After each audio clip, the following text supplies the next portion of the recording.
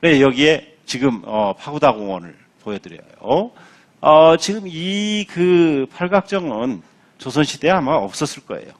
멀리서 보면은 이 여기에서도 보면 여기 북악산이 보이지만은 이 주변에 이 우뚝한 흰 탑은 유일한 거였을 거예요.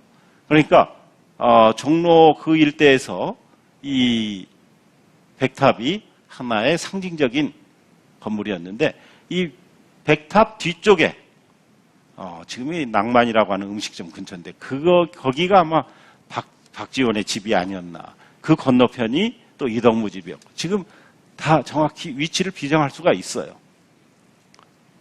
이 서울을 보면은요. 이게 서울 지도인데요. 옛날에 조선의 서울이라고 하면은 지금은 저기 강남까지도 다 서울이지만은요. 강남까지 서울이 아니라 이 사대문 성안과 성박 십리까지가 서울이라고 하는 거죠. 그 밖에는 서울이 아닌데요. 여기 파란색으로 되어 있는 부분이 백탑파들이 몰려 살던 부분. 박제가는 여기 멀리 있었지만은 같이 모여서 공부를 했다 하는 얘기죠. 이 사람들은 이렇게 조선시대 그림을 보면은 이런 산 위에 언덕에 모여서 좋은 날 시회를 하고 여기 멀리 백탑이 보이죠? 백탑 근처에서 시회를 하는 모습입니다.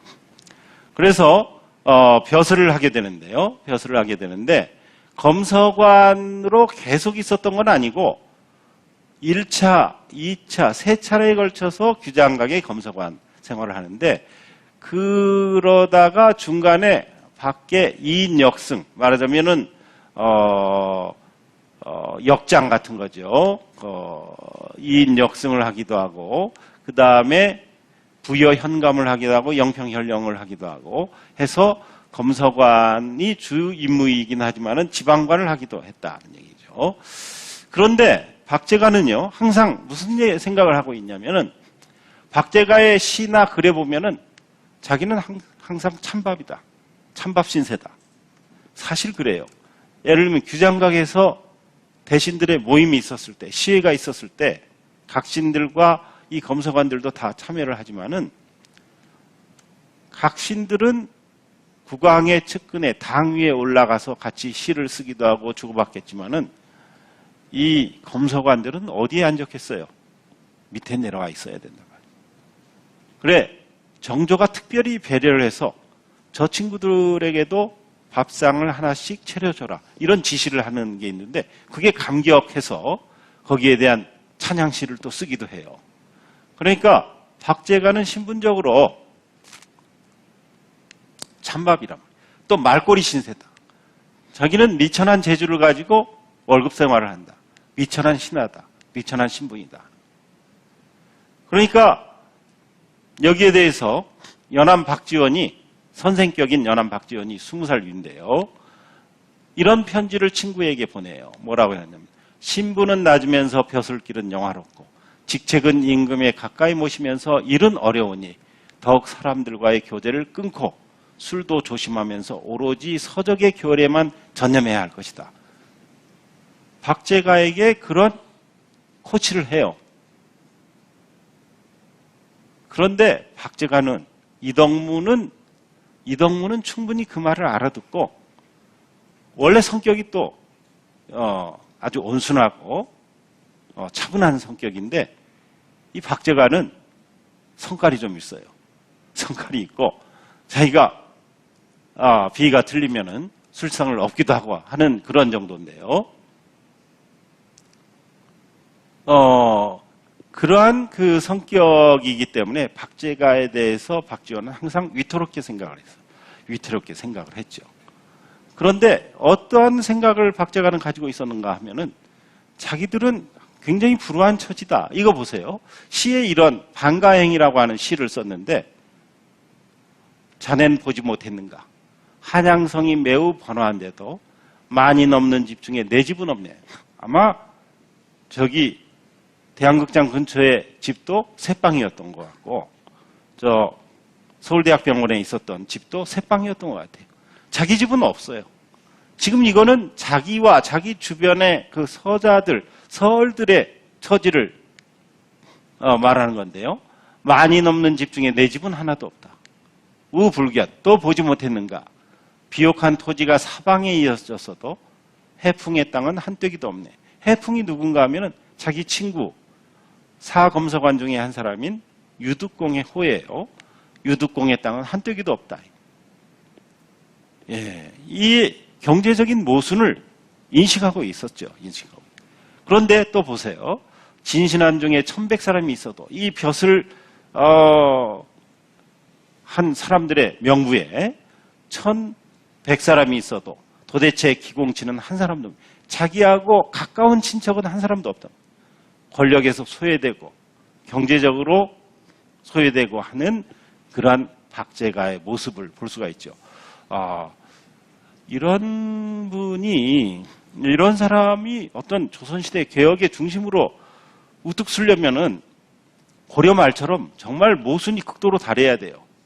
정도전처럼 그런 모순이 극도로 달했을 때 정말 목숨을 내걸고 역성혁명을 할 수가 있어야 되는데, 이 시기에 박제가는 영조, 정조 시대에는 그렇게, 물론 병폐가 많이 있고 한다 하더라도 그렇게 썩어 문드러지진 않았단 말이죠. 그래서 박제가가 택한 길은 뭐냐면 친구들과 월급 좀 모아가지고 시골에 땅을 마련해가지고 은퇴해서 유유자적한 생활을 해야 되겠다. 이렇게 저는 생각을 했는데요. 그래서 같이 공동 연구한 5사람 중에 2사람은 박제가가 저런 생각을 하면 안 되지, 이렇게 얘기를 했는데, 사실 인간적인 박제가의 모습은 가족들과 평안한 생활을 하는 그런 거였어요. 그래서 박제가의 사상이 북벌과 북학이라고 얘기를 했는데, 한번 보세요. 이 북학이 내용이 바로 이겁니다. 북학이 외편이 이거고요. 질서정연하지 못해요. 사실 저는 북학이를 읽었을 때 굉장히 산만하다 하는 생각이 들었거든요. 근데 이걸 번역한 같이 팀에 참여한 안대 선생은 저걸 보고 자기는 너무나 감격했다 그랬는데, 북학이 4편을 보면은 차에 대해서 써놨어요. 배, 성, 그 다음에 벽, 수고, 기와, 뭐 이런 것들, 그것도 어떤 거는 길게 쓰고 어떤 거는 짧게 쓰고, 주소가 없어요. 체계가 없어요. 차라리 제 생각에는 이러한 종류의 글을 하면은 임원경제지와 같이 서유구가 쓴 임원경제지는 아주 방대한, 그리고 먹을 거는 먹을 것, 또 주택생활은 주택생활, 뭐 이런 식으로 분류를 체계를 해서 백과사전을 만드는 건데, 이거는 내 생각에는 백과사전을 만들다가 말았다, 이런 생각이 들어요. 조금 개혁론이 있었던 게 뭐냐면, 외편에 이 통강남 절강 제박의, 그러니까 강남, 중국 강남 지방과 절강 지방과 직접 교역을 하자는 얘기인데, 이런 얘기들이 조금 참신한 얘기예요. 참신한 얘기. 그 다음에 기본적으로는 북벌이 아니라 북학이 아니라 북벌이었다는 것이 이 존주론에 드러나고 있는데, 그러니까 기본적으로 이 박제가가 조그만 기술이나 이런 걸 통해서 이루려고 했었던 것이 북학이라고 하는데, 북학의 최종적인 목적은 뭐냐? 바로 북벌이라고 하는 거죠. 그래서 일찍부터 그런 생각은 있었어요. 이 박제가가 중국에 갔다 와서 1차 중국에 갔다 와서 아까 말씀드렸죠. 경기도 김포의 통진의 시골집에 가서 새벽에 일어나서 장문의 시를 짓습니다. 그 시 속에 북학의 생각이 이미 다 드러나 있어요. 여기에 보면은 씀씀이가 배와 수레에 있기 때문이지, 배는 외국과 통할 수 있고 수레는 말과 나귀보다 좀 더 편하네. 그러니까 수레를 사용하자, 또는 배를 사용하자, 이런 얘기를 일찍부터 했던 거죠.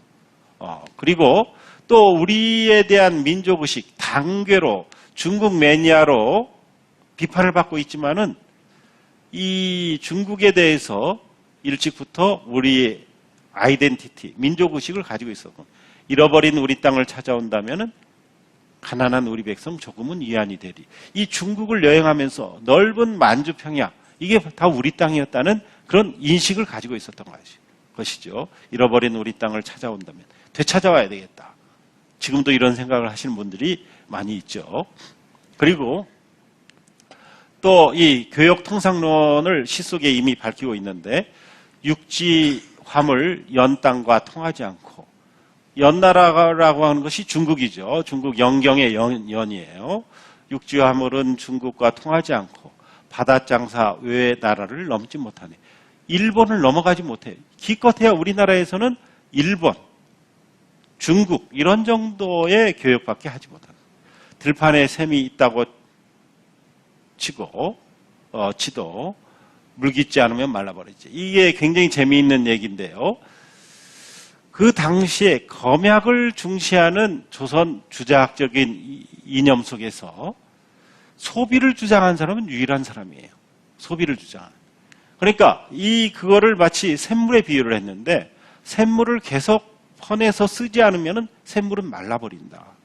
그러니까 우리나라에서는 뭘 쓰고 싶어도 전략을 하고 소비가 안 되니까 생산을 안 한다. 좋은 생산을 할 수 없으니까 이 나라 부국 강병이 되지를 못한다.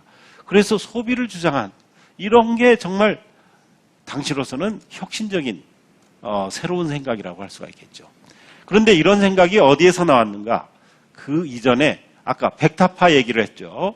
성대중, 원중거가 그 박제가가 태어난 지 10살, 11살 때, 13살, 14살 때죠. 1763년이니까요. 일본에 통신사로 갔다 옵니다. 통신사로 갔다 와서 가장 큰 그 화제가 뭐였었냐면, 이 오사카에 가서 겸가당이라고 하는 사람이 그려준 그림을 성대중이 가지고, 당시 이 정승 판서들도 저 그림 한번 얻어봤으면 하고 소문이 났었는데, 이 그림이 잊어버렸다가 최근에 찾았어요. 그래서 여기에 소개를 하는데요. 왜 잊어버렸는가? 이 겸가당이라고 하는 게, 겸가라고 하는 글씨가요, 굉장히 어려운 글씨예요. 그래서 국립중앙박물관에 겸가당 아집도라고 하는 그림 목록이 있었는데, 겸가라고 하는 글자가 어려우니까 동글뱅이 쳐고 리스트를 작성을 한 거예요. 그래서 이걸 찾을 수가 없는데 최근에 정민 교수가 찾아냈죠. 여기에 그 첫 번째 기절에는 성대중이 일본에 가서 여행을 해서 목공홍, 기무라 겐카도, 기무라라고 하는 사람과 사귀었던 얘기를 서문에다 적어놓고 제목을 겸가 아집지도라고 해서 써놨습니다. 이게 바로 일본 오사카만 여기 배가 있죠. 갈대숲이 있고, 이게 겸가입니다. 겸가. 여기에 기무라 목공홍이라고 하는 이 기무라 겐카도, 이 겸가당이 바로 이 겸가당 그림입니다. 이 목공홍이라고 하는 사람은 어떤 사람이냐면은 오사카 술집 주인이에요. 술집을 해가지고 돈을 엄청 벌었어요. 술도가를 해가지고. 그래서 오사카는 우리하고 신분제도가 많이 다른데요. 상인들도 돈 벌면은 그렇게 할 수가 있는 것 같아요. 그래서 중국에서 많은 서적을 사오고 골동품도 사오고 서화를 사오고, 그래서 일본 국내에 있는 지식인들을 다 모아서 같이 공부를 하고, 말하자면 오사카의 겸가당 살롱을 만드는 거예요. 같이 공부할 수 있는. 이 살롱이 바로 여기에요.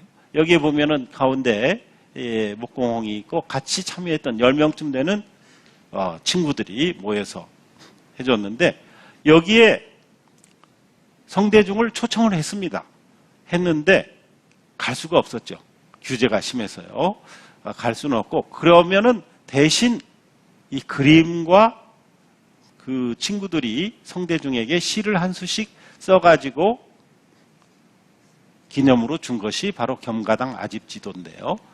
이게 바로 이렇게 긴 축으로 된 그 시축입니다.